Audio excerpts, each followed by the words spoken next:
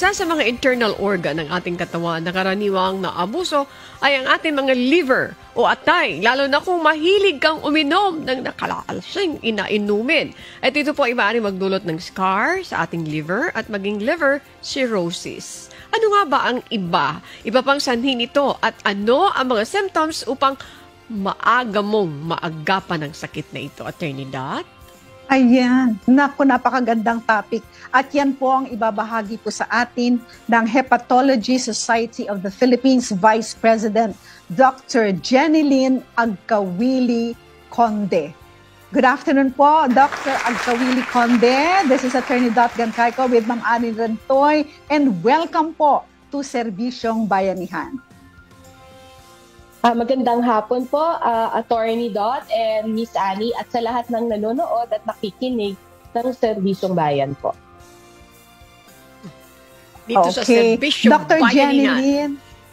I'm sorry, Attorney Dot. Okay. Yes, Serbisyong Bayanihan po. Opo, ayan. So I will now go to the the first question. Dr. Jenilyn, first and foremost po, ano po ba ang function ng ating liver or atay para po malaman po ng mga nanonood po sa atin ngayon kung gaano ka-importante ang liver or atay natin? Go ahead po, Doktora. Yes, Attorney. So ang atay po natin, or sa Ingles ay liver, no? So napakahalagang organ po nito, no? So isa to sa pinakamalaki or one of the largest solid internal organ in our body. So they have identified na around mga 500 functions of the liver ang ginagawa sa ating atay. Marami itong trabaho. So kumbaga kung i-enumerate ko lahat ng 500, mauubos ang buong oras or isang buong araw natin. However, ang isang pinaka-importanting trabaho ng ating atay ay una, it produces bile, or sa Tagalog, yung papaitan, no? So, ang bile or ang papaitan, ito'y tumutulong sa pagtunaw at pagdigest ng mga kinakain natin para pagdating sa liver, ida-digest, at pagdating sa intestine, i-absorb para maproseso into energy po. Another important function ng ating atay is the production and storage of important vitamins and minerals, katulad ng vitamin A, vitamin D, vitamin E, and vitamin K. Kaya mapapansin nyo sa mga pasyenteng nagkakaroon ng problema sa atay or nagkakaroon ng tinatawag nating end-stage liver disease or pagkasira ng atay, madali silang mag-bleeding or kaya nagkakaroon ng mga problema sa buto or some kind of osteoporosis. Ang isang trabaho rin, napaka-importanting trabaho ng ating atay is siya yung nag-filter, no? It filters blood or tagasala. So lahat ng kinakain natin at iniinom dumadaan sa atay. So siya yung nagsasala ng lason sa hindi. Yung lason, yun yung idinudumi natin. At yung hindi, yun yung pinoproseso para maging energy ng cells natin ng buong katawan. Ako, Miss Annie, nakita mo, ang importante talaga nitong liver natin. Kaya kailangan nating alagaan mabuti, hindi ba? Imagine yung functions na yun. That's correct. Para sa digestion, importante. Oo. That's correct. Pagkatapos, yung pag-store ng mga vitamins and minerals. Di ba, Miss Annie, naku, ewan ko na kung pagka ikaw, nasira talaga yung liver mo, how are you going to live? No? Parang ang hirap ng mabuhay na, mahirap talaga kapag meron kang sakit sa liver. Anyway, I will give the screen to you now, Miss Annie, for your question. Sige. Thank you very much, Attorney Dot. Maraming salamat. Okay, Doc Jenilyn, narinig natin kanina yung liver cirrhosis. Ano ang kinaiba nito sa ibang uri ng liver diseases, Doktora? Opo. Thank you po. So, ang liver cirrhosis po is really a general term na ibig sabihin ay pagkakaroon ng sirang atay po, no? Or kino-consider na natin to as end-stage liver disease. So, marami pong klase ng liver diseases po, no? So, meron tayong mga tinatawag na viral hepatitis. Ito yung pagkakaroon ng pamamaga ng atay dahil po sa viruses. Ito yung mga sinasabi nating hepatitis A, or mga iba't ibang klase ng virus, hepatitis A, hepatitis B, hepatitis C, D, and E, no? So, another part ng mga liver diseases po, bukod sa viral hepatitis, ay meron tayong tinatawag na alcoholic liver disease or yung mga alcoholic hepatitis. Alam naman natin na ang alak ay nakakasira ng atay. So, isa rin pong pwedeng maging sanhi ng pagkasira ng atay or mag-lead sa liver cirrhosis ay dahil po sa alak. Pangatlo, another common po na nagiging cause ng pagkakaroon ng liver disease, ang ngayon ay dumadami yung mga tinatawag nating metabolic associated fatty liver disease. No? Sa sobrang taba ng atay, hindi niya kinakaya kaya nagkukos ng pamamaga, pagkakaroon ng sugat, pagkapeklat, at pag napabayaan, eventually, pwede rin hong mauwi sa pagkasira or yung tinatawag nating MAFLD cirrhosis, and it can also lead to liver cancer. As we know, also another form of liver disease ay yung mga tinatawag nating drug-induced liver injury, no? So, sa mga gamot na iniinom. So, that's why we advise the public or mga pasyente na wag basta iinom ng mga kung ano-anong gamot. At bago silang uminom ng gamot, kailangan munang magpakonsulta sa doktor kung safe ba ito sa atay. At another, of course, yung tinatawag nating liver cancer, no? Yung nagkakaroon ng bukol sa atay. So sa inyong sa inyong impormasyon, ngayong January po kasi ay sineselebrate po natin yung Liver Cancer and Viral Hepatitis Awareness and Prevention Month. Inobserban po sa Republic Act na 10526. So ang layunin po nito is magpalaganap ng awareness at ng edukasyon sa publiko at sa amin din sa mga kapwa natin doktor ng impormasyon on how to prevent liver cancer and viral hepatitis. Ayan, Attorney Dot, naku po. Pati pala yung pag-inom ng gamot, hindi basta-basta. Dahil nakakasira din ito sa liver natin.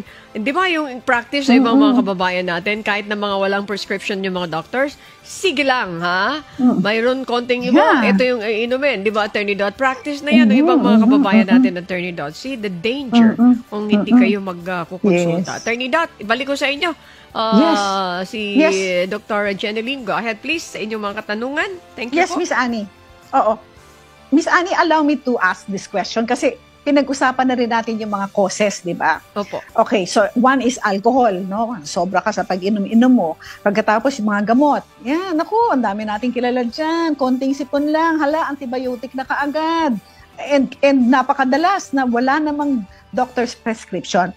But Doctora, are there any other reasons why one suffers from liver problems? Like I heard before na kapag kumakain ng mga street foods na hindi ka naman sigurado kung malinis yan o hindi, ay pwede kang magkaroon muna ng hepatitis. Tama po ba? Kasi kailangan po natin ma-educate yung mga nanonood po sa atin. Go ahead po, Doktora. I agree, Attorney. So, ang hepatitis is really, sa kaalaman ng marami, ang hepatitis is really a general term which means pamamaga ng atay o pagkakaroon ng sugat sa atay.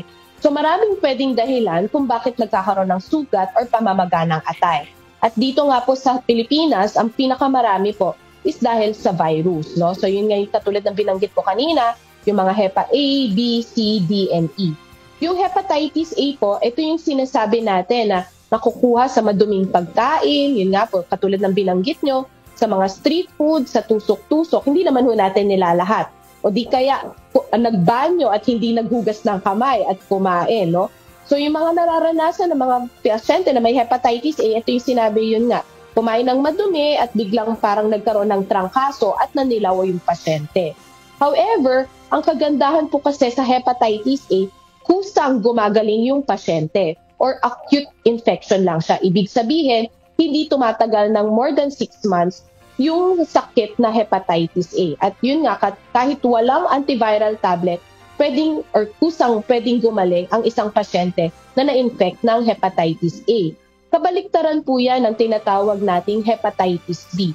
Ang hepatitis B po ay hindi nakukuha sa pagkain kundi sa exchange ng any body fluids. So more likely, yung mga tinatawag nating blood-to-blood contact.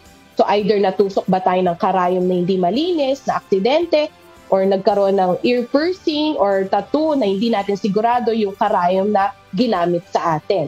However, 70% ng mga Pilipinong may hepatitis B ay nanggaling sa nanay na ipasa sa anak. So hindi po siya mana, kundi hawa. So for example, kung yung nanay ay infected din ng hepatitis B at hindi nagpapa-check up or nagpapakonsulta, nung ipanganak niya yung baby through normal spontaneous delivery na expose sa kanyang dugo ang baby sa kanyang vagina, kaya pwedeng mahawa ang baby ng hepatitis B infection. Ang problema lang po sa hepatitis B, sa buong mundo, wala pa ho talagang gamot or tableta na kayang tanggalin yung virus sa atay, or yung sinasabi nating functional cure, no? So that's why yung hepatitis B po pwedeng hong mag-lead to what we call chronic infection. Or yung virus pwedeng tumira sa ating atay ng more than 6 months, or pwedeng dalhin ng isang tao ang virus habang buhay. So that's why lahat ng pasyente dapat na may hepatitis B ay kailangan nagpapa-check up or regular na nagpapa-check up or nagpapakonsulta every 6 months para malaman namin kung gising ba yung virus na nandoon sa atay, or yung tinatawag naming nagre-reactivate ba siya, or kung ang hepatitis B rin kasi is a risk factor in developing liver cancer. Kung nagsisimula na bang tumutubo ang bukol sa kanyang atay. So yun po yung sa hepatitis B. May mga available pa tayo mga tinatawag na antiviral tablet for hepatitis B, pero as of now, ang kaya niya lang gawin is patulugin lang po yung virus. Wala pa ho talagang gamot na kayang tanggalin yung virus sa hepatitis B. Pero of course, in medicine, there's no 100%. There is still a probability po na mga 1% of the population na infected with hepatitis B ay pwedeng kusang bumalik. So that's why yun nga po, no, sa buong mundo, it's around 350 million ang infected. At dito sa Pilipinas, mga 1 out of 6 or 1 out of 10 Filipinos are infected with hepatitis B. So very endemic here in our country. So that's why we really advocate na lahat po ng Pilipino ay magandang magpakonsulta at magpa-test against hepatitis B. Para in case man na wala silang hepatitis B, ay may bakuna po tayo laban sa hepatitis B. So yun po yun. Yung hepatitis C naman po, it's a more of yung mga nakukuha din po to blood-to-blood contact, and usually nakikita po ito namin sa mga IV drug user po. Yun po, ma'am. Doktora, quickly lang, may hepatitis A, B, and C, tama po? Yes po, hanggang E po siya actually. Hepatitis D is also a blood-to-blood infection, no? Usually together with hepatitis B. While yung hepatitis E naman po, ito yung katulad din ng hepatitis A ang behavior through fecal-oral route, yung transmission ng infection po. Okay. Alam mo, Attorney Dot, napakasarap kausap si Dr. Jeneline. Pero few minutes left. Habol ka, Attorney Dot, ng mga katanungan pa. Ayan, para ma-accommodate natin ito. Napakaganda ng tinatalakay ni Dr. Jeneline. Go ahead, please. Thank you po. Miss Annie, talagang I second the motion. Talagang napakahusay po ng guest po natin ngayon. Okay, ganito. Dr. Jeneline, kanina po you mentioned liver cirrhosis. Ako, marami akong mga kakilala na umiinom, malakas uminom sa mga party-party. Paano ko po malalaman kung ang tao na inom ng inom ay meron ng liver cirrhosis? Ano po ang simptomas? Go ahead po. So, maganda pong tanong yan, attorney, no? So, for liver cirrhosis, ito na yung sinasabi natin, yung pagkakaroon ng pagkasira ng atay. Hindi naman yung ibig sabihin na may liver cirrhosis, 100% sira na yung atay, no? Meron pa rin naman pong porsyento na nagtatrabaho. So, early on the stage of liver cirrhosis, sa totoo lang po, wala pong masyadong nararamdaman yung pasyente. Or, kung meron man, more of yung mga general or constitutional symptoms. So, some patients would manifest na parang magrereklamo lang ng abdominal bloatedness or parang laging busog o di kaya yung konting pagsusuka or feeling nauseated or parang naduduwal. yung iba or panghihina or madaling mapagod or yung bigla na lang pwede rin pong posibleng pangangayayat. However, yun nga po, sa phases ng cirrhosis po, no, yun yung early stage or yung tinatawag nating compensated. And then, pag nag-progress, inom ng alak, yun nga, magkukos siya ng sobrang pamamaga ng atay. Siyempre, pag namaga, nagkaroon para siyang sugat. Pag nagkaroon ng sugat, magpepeklat, inom ng alak, mamamaga, magpepeklat, at mauuwi nga sa cirrhosis. At pwede nga yung sinasabi natin, yung end stage na tinatawag nating decompensated or nagkaroon na ng komplikasyon sa cirrhosis. Ito na ho yung nakikita nating mga pasyenteng posibleng magsuka ng dugo dahil sa bleeding esophageal varices o di kaya nagkakaroon na ng sobrang tubig sa tiyan or namamanas o yung tinatawag nating ascites. Or yung isang pwedeng komplikasyon din ng pasyenteng may decompensated cirrhosis, yung tinatawag nating hepatic encephalopathy, no? Kung saan yung parang ang pasyente parang tutulog-tulog na lang o di kaya nababaliktad yung araw sa gabi. Bakit? Kasi ang isang trabaho nga ng atay natin ay yung tagasala. Siya nga'y naghihiwalay ng lason sa hindi.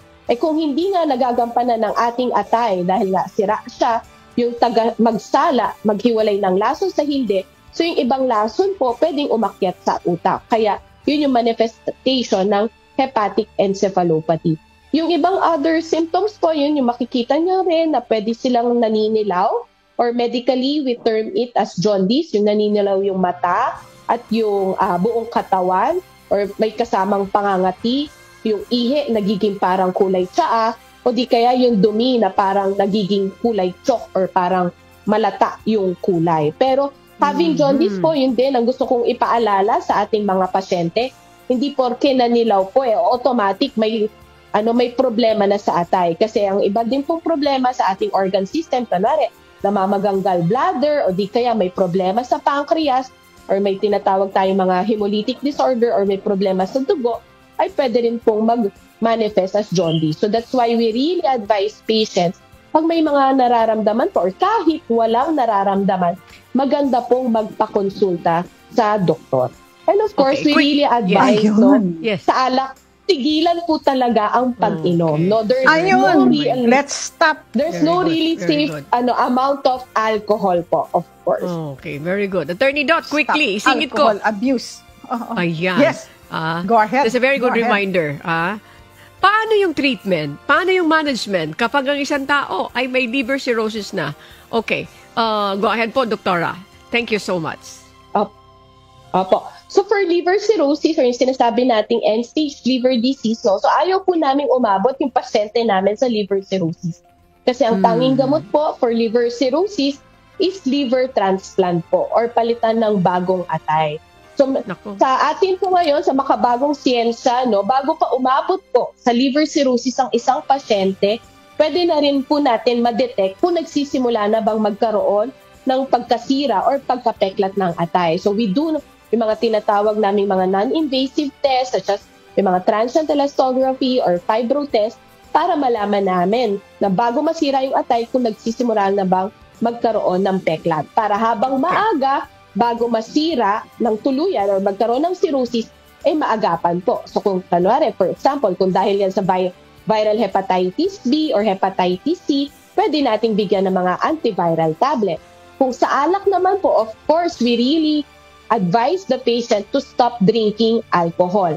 At kung ang pagkasira naman or ang dahilan ng cirrhosis ay dahil sa fatty liver, of course, we really advise patient na to have a weight loss, i-control yung blood sugar at saka i-control yung cholesterol po nila para hindi tuluyang masira ang kanilang atay.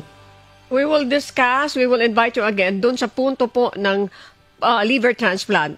Pero at this point, Doktora, bibigay ko ulit sa inyo si Attorney Dot para makahabol pa na isang tanong. Attorney, please go ahead, Attorney Dot. Yes, thank you so much, Miss Annie. Well, nasabi na ni Doktora kanina earlier yung mga symptoms, no? Tsaka yung bakit nagkakaroon ng problems sa liver, especially liver cirrhosis. But since we are an educational show, Doktora, ulitin po natin, ano po ang mga dapat gawin ng ordinary citizens para po hindi magkaroon ng liver cirrhosis, that's number 1, and other liver problems. Go ahead po. Apo, maraming pong salamat, attorney. So of course, no, so sa lahat ng pasyente po, no, bago pa humantong sa liver cirrhosis, as a famous cliche, no, prevention is still better than cure. So wag ho nating hihintayin na malala na yung sakit or may nararamdaman na tayo bago po magpakonsulta. So unang-una po, of course, as part of prevention na hindi tayo magkaroon ng problema for liver cirrhosis or liver cancer, is una, magpa-test po, no? So katulad ng binanggit ko, very endemic here in our country, yung hepatitis B. So, importante po na magpa-test against for hepatitis B para in case man po na walang hepatitis B ang isang pasyente, ay importanteng magpabakuna. So, may available po tayong bakuna against hepatitis A and hepatitis B. Kung in case man na positive for hepatitis C, meron din po tayong mga available na antiviral tablet against that. Another preventive measure po is of course, stop or abstain drinking alcohol. Or kung kaya pong wag nang uminom ng alak, wag na po talaga tayong uminom ng alak. So alam naman natin, no? Sinasabi natin, nasa huli ang pagsisisi. Kung kabataan natin, malakas tayong uminom, siyempre, may consequence yan pag tanda natin. Hindi lang natin nare-realize habang bata tayo. So kung, ayun nga po, that's why ang kagandahan po nito programa ninyo na, yun nga, nag-e-educate tayo ng mga Pilipino. No? So kung pwedeng wag uminom, wag na po talagang uminom ng alak. Another is yung fatty liver po. No? So we really advise patients, ang fatty liver po kasi ay kamag-anak ng pagbigat ng timbang, pagtaas ng blood sugar, o di kaya pagtaas ng cholesterol. So of course, we really advise patient na mag-maintain ng healthy weight, no? So yung normal na timbang, no?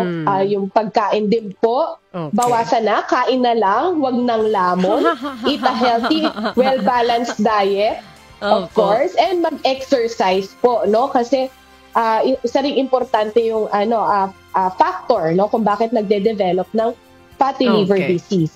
And of course, yun nga, sinasabi nating drug-induced liver injury. So we really advise patients, huwag basta-basta iinom ng mga kung ano-anong gamot, no? Magandang magpakonsulta pa rin sa doktor. So be tested and be vaccinated. And kung in case naman may sakit, be treated and always be aware sa lahat ng mga ganitong klase ng sakit. Thank you so much, Dr. Jeneline, attorney. I'm sure papayag siya. We will have him again. We will have her again next time, ha? Attorney, at this point, wala tayong oras. Pasalamatan natin si Dr. Jeneline dito sa napaka-gandang topic natin ngayong hapon. Yes, Miss Annie, napakahusay. Ang galing-galing. Ang dami kong natutunan. Thank you very much to Dr. Jeneline Agkawili Conde, the Vice President of the Hepatology Society of the Philippines. Please, mag-guest po ulit kayo sa amin. Salamat po. Thank you. Maraming salamat po sa imbitasyon po. Maraming salamat po muli. Sa ngala ni Kuya Daniel Lason, kami po ay nagpapasalamat sa ating napakahusay na guest ngayong hapon, Dr.